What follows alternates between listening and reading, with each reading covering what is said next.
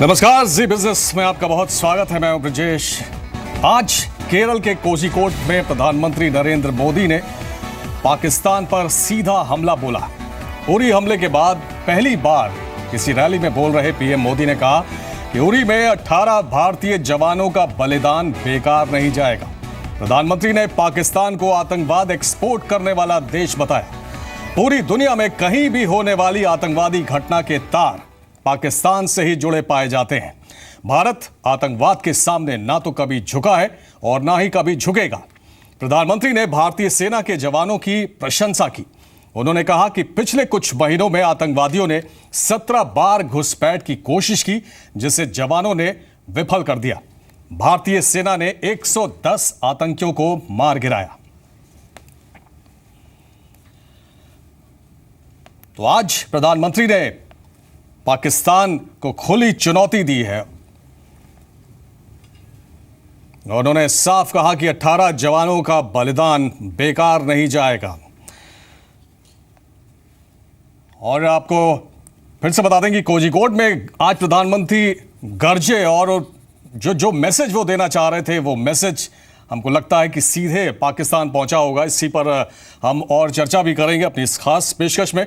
इसमें होंगे हमारे साथ कुछ खास मेहमान, लेकिन उससे पहले आपको एक बार फिर से बता देते हैं कि पाकिस्तान को दुनिया में अलग थलग करने की बात भी पीएम ने की है। और पाकिस्तान के हुक्मरान सुन ले,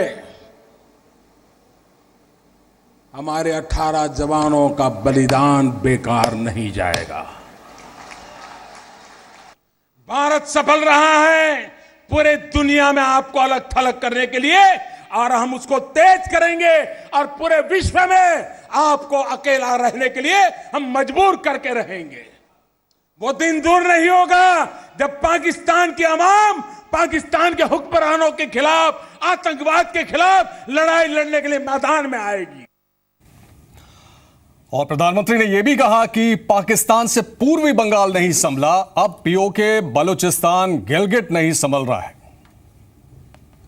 पाकिस्तान की अवाम अपने हुक्मरानों को जरा पूछे कि पीओके तो आपके पास है, आप उसको भी संभाल नहीं पाते। कभी पश्चिम बंगाल, पूर्वी पाकिस्तान जो आज का बांग्लादेश, वो भी आपके पास था, उसको भी संभाल नहीं पाए। आप सिंध को संभाल नहीं पा रहे हो, आप गिलगिट को नहीं संभाल पा रहे हो, आप पख्तूनिस को नहीं संभाल नहीं पा रहे हो, आप बलूचिस्तान को नहीं संभाल पा रहे हो। ये तो आपके पास है, आपका शासन है, आप इसको भी नहीं संभाल पाए हो। और आपको कश्मीर की बातें करके ये आपको गुमराह कर रहे हैं। आप पाकिस्तान की आवाम अपने नेताओं को जरा पूछे कि जो घर में है उनको तो ढंग से संभाल करके दिखाओ। प्रधानमंत्री ने सीधे मैसेज देने की कोशिश की है पाकिस्तान के हुक्मरानों को, और इसके अलावा आतंकवाद को बढ़ावा देने वाले जो वहां पे हुक्मरान हैं उनको भी उन्होंने मैसेज देने की कोशिश की है। हमारे साथ कुछ खास मेहमान जिनसे हम बातचीत करेंगे। कमर आगा साहब हैं, फॉरेन अफेयर एक्सपर्ट। जेके Tripathi ji, farmer diplomat, studio में आप दोनों का बहुत स्वागत है। साथ ही राजीव रंजन जी हैं हमारे साथ, spokes person JDU, Zafar Islam, spokes person BJP, और प्रदीप जैन, कांग्रेस से। आप सभी का बहुत स्वागत है। शुरुआत कमर आगा साहब आपसे। आपको लगता है कि मैसेज लाउड एंड क्लियर है, जिसकी उम्मीद की जा रही थी, और उरी में हमले के बाद प्रधानमंत्री ने एक तरह से चुप्पी साधे हुए थी। नवाज शरीफ इस बीच 2 बार बोले, यूएन में, उसके बाद लंदन में, और दोनों बार उन्होंने कश्मीर का मसला जोर शोर से उठाया। आज प्रधानमंत्री जी ने जो बात कही है, 18 जवानों का बलिदान बेकार नहीं जाएगा, उसका क्या मायने निकाला जाए? देखिए, 2 चीज़ कही है उन्होंने। एक तो 18 जवानों का बलिदान उन्होंने कहा बेकार नहीं जाएंगे, ये कोई नया स्टेटमेंट नहीं, इससे पहले भी वो दे चुके हैं कि इसकी कार्रवाई भी की जाएगी, वो ये कह चुके हैं, इसका बदला भी लिया जाएगा।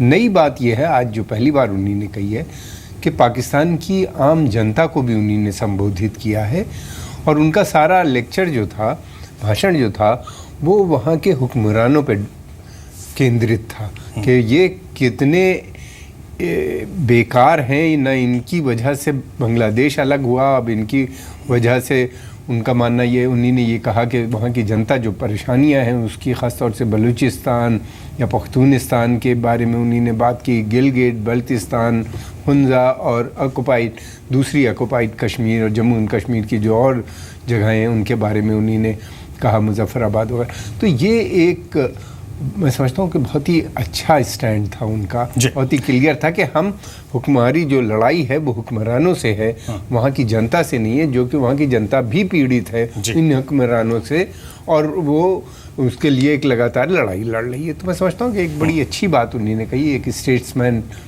मैसेज लाउड एंड क्लियर है, कह सकते हैं। बिल्कुल। त्रिपाठी जी, आपसे जानना चाहेंगे, प्रधानमंत्री ने जो ये बात कही है और जनता से उन्होंने सीधे संवाद स्थापित करने की कोशिश की, और कहीं ना कहीं उनका ये कहना था कि आप अपने हुक्मरानों से सवाल करें कि आपसे जब पूर्वी बंगाल नहीं संभला तो उसका क्या हाशिर हुआ आपने देखा।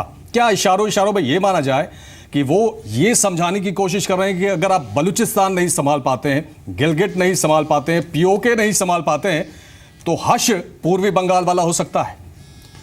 देखिए, एक हिसाब से तो वो ये कह रहे हैं, परोक्ष रूप से वो संकेत दे रहे हैं, लेकिन उससे भी बड़ी बात ये जानने की है कि प्रधानमंत्री ने आज वो मुखातिब हुए पाकिस्तान के अवाम से, उनको ये समझाने की कोशिश कर रहे हैं कि आपकी जो हुकूमत है, आपके जो हुक्मरान हैं, वो गलत डिसीजन ले रहे हैं और आपको गफलत में रख रहे हैं, इसलिए आप ये ध्यान रखें कि क्या होगा और आप उनको कंट्रोल में करें, उनको चेक में करें।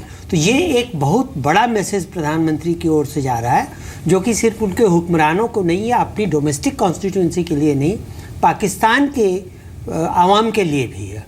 और इसका ये साफ मतलब होगा कि अगर पाकिस्तान के आवाम ने अपने हुक्मरानों पे नकेल नहीं लगाई तो वही हर्ष हो सकता है पाकिस्तान का जो 71 में बांग्लादेश बनने के बाद हुआ था। ये बहुत बहुत महत्व की बात है। और देखिए, अभी क्या है कि पाकिस्तान को बाहर से कहीं से भी सपोर्ट नहीं मिल रहा है। चीन ने भी कोई प्रत्यक्ष रूप से सपोर्ट देने से इनकार कर दिया है।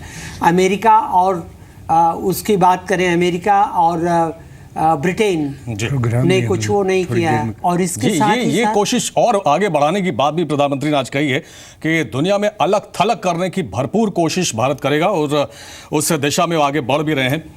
जफर इस्लाम, आप कैसे देखते हैं जो मैसेज आज प्रधानमंत्री ने दिया है पाकिस्तान को, आतंकवादियों को और आतंकवादियों को शह देने वाले उनके रहनुमाओं को?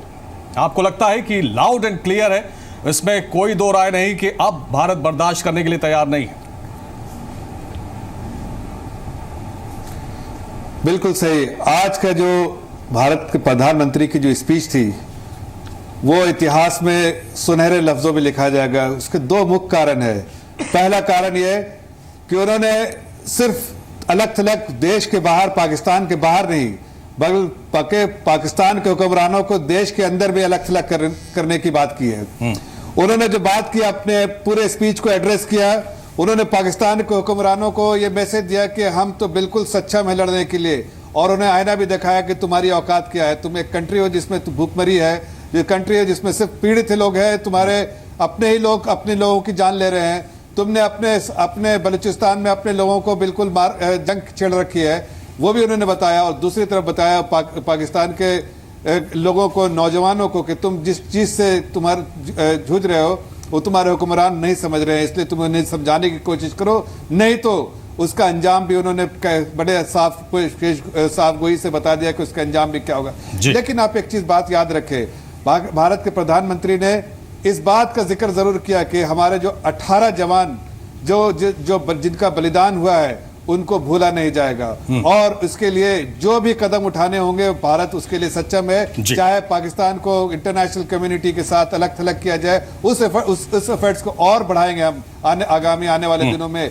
और भारत पाकिस्तान के अंदरूनी मामले में भी जो लोगों को पाकिस्तान के हुक्मरान वहां के जफर कमर आगा साहब ने भी ये बात कही कि 18 जवानों का बलिदान बेकार नहीं जाएगा। ये पहली बार प्रधानमंत्री ने नहीं बोला है।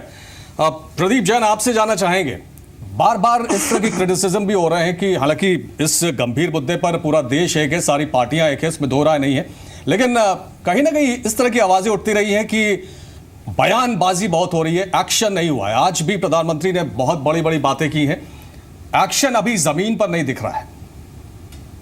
जी जी, निश्चित रूप से आज प्रधानमंत्री जी को ये समझना चाहिए कि पूरा 125 करोड़ लोगों का देश पूरी तरह से पाकिस्तान की उस आतंकवादी नीति के खिलाफ है।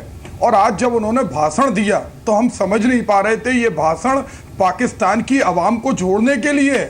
कौन सी विदेश नीति है? आज हमारा कितना बड़ा दुर्भाग्य, जो हमारा सबसे प्राचीनतम मित्र रूस था, वो आज साझा संयुक्त अभ्यास कर रहा। और प्रधानमंत्री जी गरीबी हटाने की बात कर रहे, बेरोजगारी की बात कर रहे, कहीं चल रहा है कि हम पानी रोकेंगे। एक भ्रमित करने वाला भाषण था। और आज आपने पहली बार देखा होगा कि प्रधानमंत्री के भाषण में किसी भी जुमले पर कोई ताली नहीं बजी। आज वो शहीदों के लोग जो एक आशा लगा के बैठे थे, वो जानना चाहते थे कि प्रधानमंत्री कुछ ऐसा बोलेंगे जिससे पूरे देशवासियों के शरीर में रक्त का संचार बढ़ेगा। आज नहीं, उन्होंने लेकिन ये तो कहा है प्रदीप जैन, उन्होंने ये तो कहा है कि 18 जवानों का बलिदान बेकार नहीं जाएगा। इसका मतलब कहीं ना कहीं उनके दिमाग में कुछ तो है, कुछ एक्शन तो हम लोग एक्सपेक्ट कर सकते हैं। राजीव रंजन, क्या आपको नहीं लगता है कि आज जो मैसेज दिया है पीएम ने वो बिल्कुल स्पष्ट है, बिल्कुल साफ है? राजीव रंजन, देखिए, एक बात ब्रजेश जी बिल्कुल साफ है। आज दुनिया का सबसे बड़ा लोकतंत्र राजनीतिक अंतर्विरोधों से उबर कर पाकिस्तान के सवाल पर एकजुट है। हर हिंदुस्तानी उरी के सवाल पर उत्तेजित है और उसकी नाराज़गी पाकिस्तान के खिलाफ दिखती है। यहाँ दलीय प्रतिबद्धता का सवाल नहीं उठता है। आज देश की सीमाओं पर जिस तरह के खतरे हैं और जिस तरीके से जो घटनाएं पिछले दिनों लगातार, चाहे मैं आज राजनीतिक किसी बहस में नहीं जाना चाहूँगा, 2 वर्षों में एलओसी पार करने की घटनाएं, सैनिकों के सर काटे जाने की घटनाएं, लेकिन उरी की घटना ने आज कहीं ना कहीं आज पूरी दुनिया में पाकिस्तान को बेनकाब कर दिया है। और एक जो ब्रसेल्स के धमाके थे, जिस तरीके से पेरिस में हुआ, जो अमेरिका में कई घटनाएं हुई, और आज भी वाशिंगटन के एक मॉल में जो 4 मौतें हुई हैं, तो आतंकवाद का जो दंश है वो पूरा विश्व उसको महसूस कर रहा है। और इसीलिए आज हिंदुस्तान को आज वैश्विक बिरादरी की अगुवाई करने का एक मौका मिला है। इसलिए कहीं ना कहीं उरी एक टर्निंग पॉइंट के तौर पर भी देखा जाना चाहिए। और मुझे लगता है अगर इस मौके का सही तरीके से हिंदुस्तान इस्तेमाल करता है तो ये एक बड़ी बात होगी। और हमारा जो इतिहास है बहुत ही समृद्ध है। ये सच है कि युद्ध हमने कभी शुरू नहीं किया, लेकिन जब भी युद्ध हुआ है तो पाकिस्तान की हालत बहुत ही बुरी हुई है। 1965 में भी पाकिस्तान के बड़े भूभाग पर हमारा कब्जा हुआ था। और बिल्कुल वो इतिहास सभी जानते हैं राजीव रंजन, वो इतिहास सभी जानते हैं कि क्या हश्र हुआ था पाकिस्तान का, उसमें कोई दो राय नहीं है। लेकिन कमर आगा, जैसे कि त्रिपाठी जी कह रहे थे कि आवाम को जो सीधे संवाद पाकिस्तानी आवाम के साथ स्थापित करने की जो पीएम ने कोशिश की है, उसको किस स्ट्रैटेजी के तहत देखा जाए? उन्होंने ये भी कहा कि आप लोगों को अपने हुक्मरानों से सवाल करना चाहिए। कहीं ना कहीं आपको लगता है कि ये भी इशारा है कि वहाँ की जो जनता है उसको मोबिलाइज किया जाए, इंटरनल राइजिंग जैसी, अपराइजिंग जैसी भी बात आप कहीं ना कहीं इसमें देखते हैं? नहीं, मैं समझता हूँ उन्होंने प्रमोशन ऑफ डेमोक्रेसी की बात की है कि आपके यहाँ सबसे पावरफुल इंस्टीट्यूशन जो है वहाँ पे आर्मी है, और आर्मी बिल्कुल नाकारा है। उसकी आपके हुक्मरान, उनका मतलब आर्मी से था, और आर्मी आपको जितनी भी परेशानियां हैं सब आर्मी की वजह से हैं। और उस आर्मी के ऊपर आप लोग डिपेंडेंट हैं, जिसकी वजह से एक बार बांग्लादेश गया, आर्मी शासन था उस समय, और दोबारा अब ये है कि जो स्थिति बिगड़ी है उसमें भी आर्मी है, क्योंकि सिविलियन गवर्नमेंट का कोई वहाँ पे रोल ही नहीं है। तो और जो जिस तरीके से आर्मी वहाँ पे ऑपरेशंस कर रही है बलूचिस्तान में या गिलगिट में या बल्तिस्तान में, मैं समझता हूँ कि आर्मी की तरफ उनका इशारा था कि उसको हटाने का एक ही तरीका है कि आप वहाँ पे अगर डेमोक्रेसी आती है, स्ट्रांग गवर्नमेंट बनती है, तो पाकिस्तान भी तरक्की करेगा और साथ में भारत का भी उससे अच्छे संबंध हो सकते हैं। लेकिन आर्मी के चलते हुए इन हुक्मरानों के साथ, लेकिन ये त्रिपाठी जी यहाँ पे ये जैसा कि कमर आगा साहब कह रहे हैं कि कहीं ना कहीं सीधे तौर पर आर्मी को यहाँ पर समझाने की कोशिश होनी चाहिए वहाँ की आवाम। लेकिन ये आपको लगता नहीं बड़ा ही अपहिल टास्क है, बहुत ही मुश्किल काम है?